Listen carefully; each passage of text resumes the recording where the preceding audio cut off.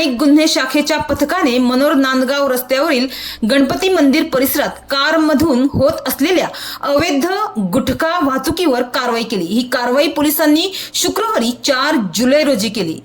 या कारवाईत 2,22,640 रुपयांचा गुटखा आणि कार असे एकूण मिळून 7,22,640 रुपयांचा मुद्देमाल पोलिसांनी जप्त केला आहे। ही कारवाई पोलिसांनी शुक्रवारी 4 जुलै रोजी केली आहे।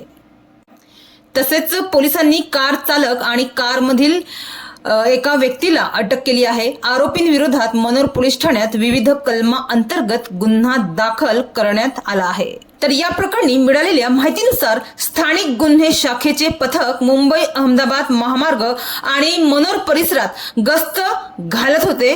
त्यावेळी मुंबई अहमदाबाद महामार्गाला जोडणाऱ्या नांदगाव मनोर रस्त्यावर गणपती मंदिर परिसरात पोलिसांना एक संशयित कार दिसून आली। पोलिसांनी ती कार थांबवली आणि त्या कारची तपासणी केली। त्यावेळी त्या कारमध्ये गुटख्याचा साठा आढळून आला। या कारवाईत पोलिसांनी आरोपी कार चालक मोहम्मद उमरजान मोहम्मद खान वय वर्ष 40 राहणार मान खुर्द मंडला इंदिरानगर मुंबई आणि रोहन जो वापी आणि गुजरात राज्याचा आहे यांना ताब्यात घेतले व त्यांच्या चौकशी दरम्यान त्यांनी माहिती दिली की कारमधील जो गुटखा आहे हा मुंबईतील PMG कॉलनी येथील सनी शेठला पोहोचवला जाणार असल्याची माहिती या आरोपींनी दिली।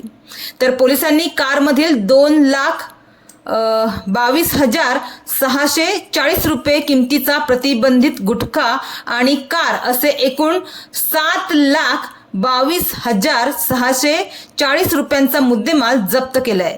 तर दोघांना अटक देखील केली आहे। तर या प्रकरणी स्थानिक गुन्हे शाखेचे अंमलदार नरेश घाटाळ यांनी मनोर पोलीस ठाण्यात दिलेल्या फिर्यादीनुसार आरोपी विरोधात भारतीय न्याय संहितेच्या कलमा अंतर्गत गुन्हा दाखल करण्यात आला आहे। पालघर पोलीस अधीक्षक यतीश देशमुख यांनी पालघर जिल्ह्यातील अवैध धंदे तसेच गुटखा वाहतूक आणि विक्री विरोधात मोहीम सुरू केली आहे।